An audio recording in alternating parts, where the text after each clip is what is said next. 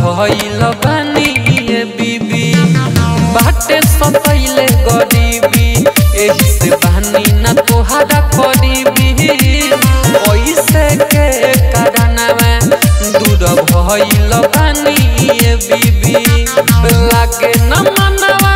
Code छनवा तोहरा बिन पड़ते समय तू तो रोत हो बुघरावा में हमया के रोइल विदेश में तू तो रोत हो बुघरावा में हमया के रोइल विदेश में।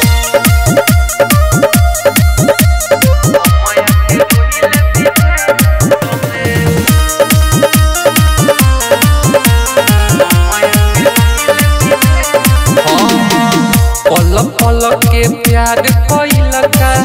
याद जब आवे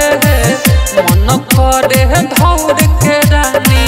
चल आईती गावे पल पल के प्यार कइल का याद जब आवे मन करे धौर के रानी चल आईती गावे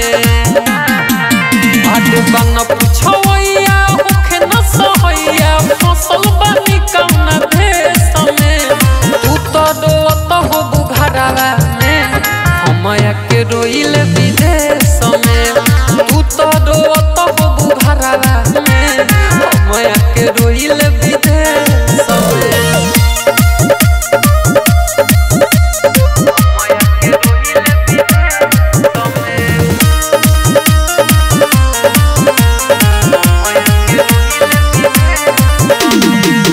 राइटर मनजुर प्रेमी